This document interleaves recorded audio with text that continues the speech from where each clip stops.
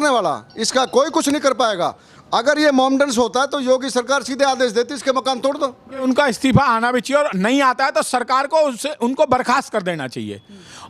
अगर किसानों की बात सुननी होती सरकार को तो क्या ये बिल वापसी नहीं हो जाते अब तक? और उसके बावजूद उसको सरकार बचाने में लगी हुई है। अरे इनको तो उसी दिन जब तक उनका इस्तीफा नहीं होगा तो पुलिस अपना पूरा कार्य कैसे करेगी? जब वो 14 दिन का रिमांड मांग रही थी, 3 दिन का मिला तो में जो नेता होते हैं वो कितना भी अपराध करे उसकी गिरफ्तारी भी नहीं होगी। स्वागत है आप सभी का DS4 न्यूज में। मैं आपके साथ आनंद यादव। लगातार उत्तर प्रदेश के लखीमपुर खीरी का चर्चा जो है लगातार यूपी में हर एक किसान की जुबान पर है। चर्चा क्यों है, मुद्दा क्यों है, सारी खबरें आपको पता होगी। लेकिन जो आज की खबर है वो खबर यही है, आपको बता दूं कि 15 अक्टूबर तक पुलिस की रिमांड पर मंत्री पुत्र आशीष मिश्रा भेजे जा चुके हैं। उनके पिताजी का इस्तीफा नहीं हुआ है, उसी को लेकर के किसानों की मांग अभी तक लगातार चल रही है कि आखिर टेनी जी का इस्तीफा कब होगा। क्या मोह है बीजेपी का कि वो मोह भंग नहीं हो रहा है? ऐसा क्या है मंत्री जी में कि बेटे के मोह में मंत्री जी इस्तीफा नहीं दे रहे हैं? क्या यूपी की सरकार और केंद्र में बैठी मोदी सरकार दोनों में तालमेल नहीं बन पा रहा है? क्योंकि आज खबर ये भी आ रही थी कि लखनऊ से भी फ़ोन गया था, यूपी के प्रदेश अध्यक्ष स्वतंत्र देव सिंह ने फ़ोन किया था मिश्रा जी को, अजय मिश्रा जी को, बड़े वाले मिश्रा जी को कि लखनऊ आइए।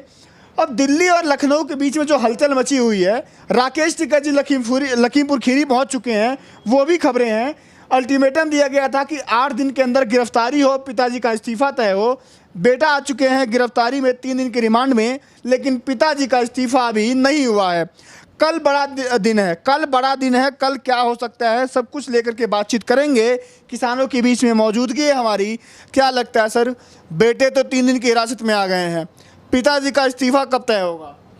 देखिए, आदरणीय राकेश टिकैत जी ने उस दिन भी कहा था कि जब तक इनके पिताजी अजय मिश्रा टेनी जी जब तक इस्तीफा नहीं देंगे जांच प्रभावित रहेगी, जांच सही तरीके से नहीं हो सकती। उनका जल्द इस्तीफा लिया जाए, 12 तारीख तक का समय दिया गया था। उनकी बेटे की उनकी गिरफ्तारी हो चुकी है, वो 3 दिन के रिमांड पे हैं।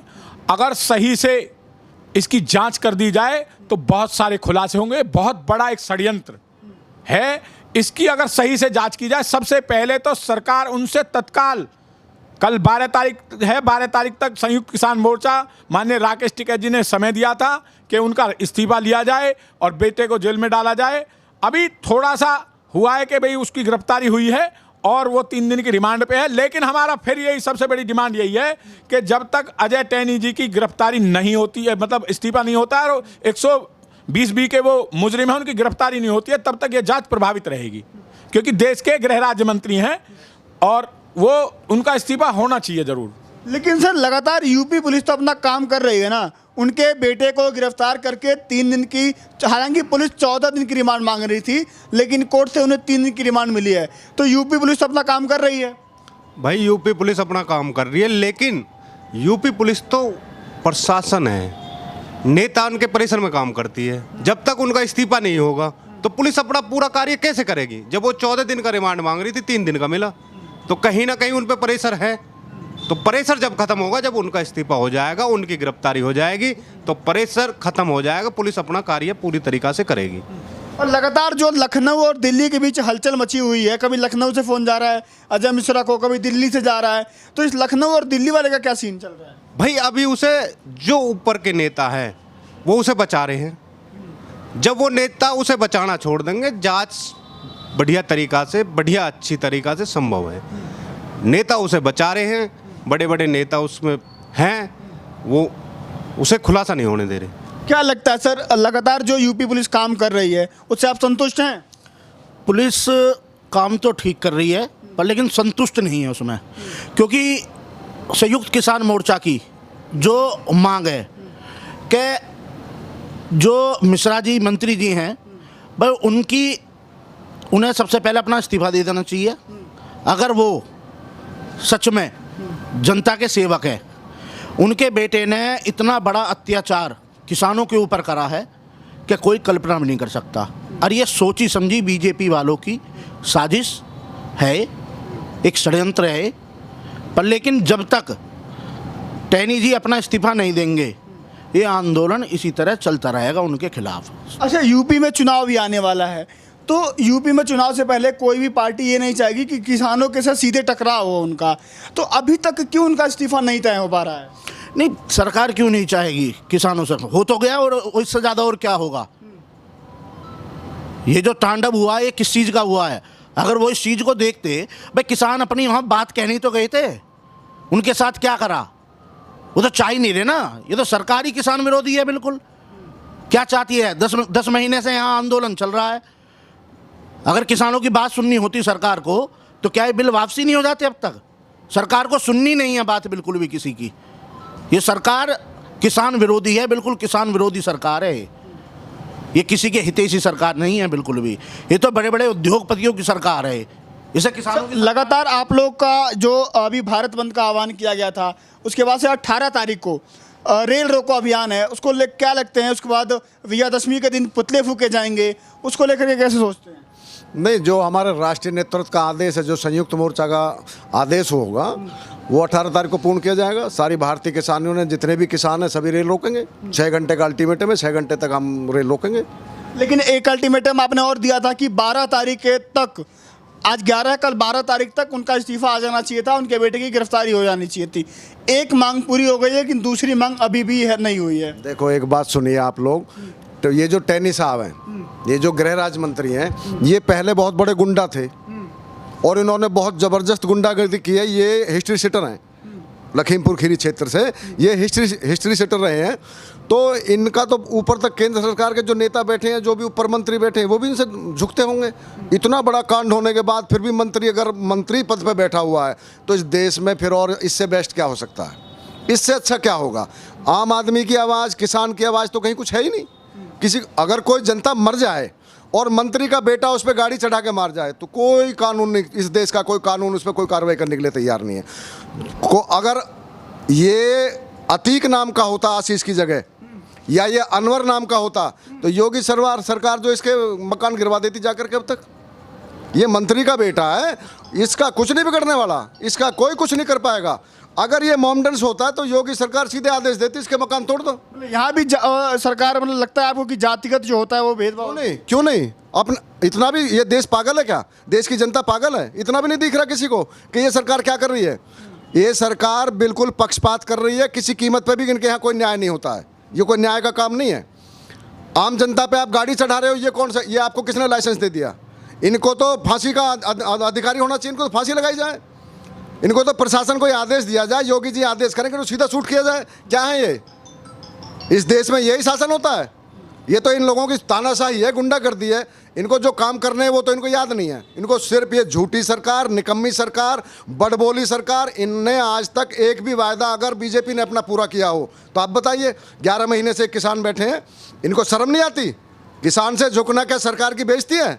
किसान देश का अन्नदाता है, भगवान के बाद दूसरा दर्जा किसान का होता है, और ये सरकार झुकने के लिए तैयार नहीं है। ये तानाशाही पड़ी हुई है। ये कौन सा सिस्टम है इस देश का? अब से पहले भी यहाँ सरकारें आई थी, सबने आज तक प्रदर्शन अब से पहले भी हुए हैं।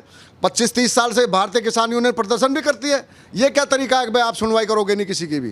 आपके मतलब सिस्टम है। आगे की रणनीति क्या है? आगे की रणनीति किसान संयुक्त मोर्चा तय करेगा। जो हमारे राष्ट्रीय नेतृत्व तय करेंगे वो आगे की रणनीति तय होगी। ठीक है, लौटता हूँ आपके पास। क्या लगता है सर, सवाल बहुत बड़ा यहाँ पर ये खड़ा होता है कि आखिर बीजेपी की सरकार यूपी में भी है, केंद्र में भी है, तो आखिर क्या ऐसा मोह है जो वो ख़त्म नहीं हो रहा है, मोह मंत्री जी से बीजेपी का? देखिए, ये आपको ऐसी तानाशाही सरकार है कि यहाँ आपने देखा, इनकी ही बहुत बड़ी पुरानी हिस्ट्री सीट है। ये तस्कर भी थे, तस्करी भी कराते थे नेपाल बॉर्डर से, और ये दुनिया भर के वहाँ के लोग बताते हैं। हम जब वहाँ गए तो वहाँ के लोग बताते हैं बहुत ही इनका ये गुंडा प्रवृत्ति के लोग हैं। और जब देश का गृह राज्य मंत्री गुंडा प्रवृत्ति का होगा तो आप अंदाज़ा लगा सकते हैं कि कैसी सरकार चला पाएंगे। आपने देखा, निर्दयता से किसानों पर गाड़ी चढ़ा दी गई और उसके बावजूद उसको सरकार बचाने में लगी हुई है। अरे इनको तो उसी दिन इस मंत्री का इस्तीफा ले लेना चाहिए था। ये बेशरम सरकार की बेशरमाई है। इससे बड़ी बेशरमाई कुछ नहीं हो सकती कि जो देश का अन्नदाता, जो देश का पेट भरने वाले लोग हैं, उनको गाड़ी चढ़ा करके मार देने का काम ये सरकार कर रही है। और अभी तक उसके जो पिता हैं, जो क्रिमिनल है और जिनके खिलाफ 120B का मुकदमा दर्ज है, हैं, उनको आप इस्तीफा नहीं ले पा रहे, उनको मैनेज करने में लगे हुए हैं। कभी अमित शाह मैनेज करते हैं, कभी वहां से स्वतंत्र देव सिंह मैनेज करते हैं। शर्म आनी चाहिए इस पूरी सरकार को, और शर्म आनी चाहिए इस देश के गृह मंत्री को कि वो बुला करके अरे उसी दिन इस्तीफा ले लेना चाहिए था। ऐसे निकम्मे और नकारा आदमी किस लिए बैठाए हुए हैं इन्होंने मंत्री बना करके। अच्छा सर, एक बात बताइए, आप बताइए, आपसे सवाल ये रहेगा मेरा कि आखिर सुप्रीम कोर्ट जो देश की सबसे बड़ी अदालत है, उसकी फटकार के बाद यूपी पुलिस हरकत में आती है और तब तुरंत समन में आता है, गिरफ्तारी होती है, तो क्या लगता है कि सुप्रीम कोर्ट का दबाव पड़ा तब यूपी पुलिस जागी है? बिल्कुल। देखिए, सुप्रीम कोर्ट तो न्याय के लिए सबसे उच्च स्तर का है। बोलते हैं कि सुप्रीम कोर्ट से आगे कोई नहीं है। अगर सुप्रीम कोर्ट दबाव ना डाले शासन पे, प्रशासन पे, तो मेरे ख्याल से किसी की जो सत्ता में जो नेता होते हैं वो कितना भी अपराध करे उसकी गिरफ्तारी भी नहीं होगी। अच्छा, बहुत सारे सवाल ये खड़े होते हैं कि आखिर यूपी पुलिस उस दिन हरकत में क्यों नहीं आई थी? यूपी पुलिस आखिर सुप्रीम कोर्ट के फटकार के बाद ही क्यों हरकत में आई थी? क्योंकि सुप्रीम कोर्ट ने यूपी सरकार की तरफ से पेश हुए वकील को फटकार भी लगाई थी, बोला भी था कि आपकी जांच से हम संतुष्ट नहीं हैं। अगली जो डेट दी है सुप्रीम कोर्ट ने इस पूरी मामले की सुनवाई के लिए, वो 20 अक्टूबर की जो दिन है मुकर्रर हुआ है। बहुत सारे सवाल खड़े होते हैं, क्या लगता है सर, कल 12 अक्टूबर है, बहुत बड़ा दिन है, आज 11 तारीख हो गई है, क्या लगता है आज शाम तक आने वाने अभी कुछ टाइम बचा है, इस्तीफा आ सकता है क्या उनके पिताजी का? देखिए, उनका इस्तीफा आना भी चाहिए, और नहीं आता है तो सरकार को उनको बर्खास्त कर देना चाहिए। और संयुक्त किसान मोर्चा और माननीय राकेश टिकैत जी की ये डिमांड भी है।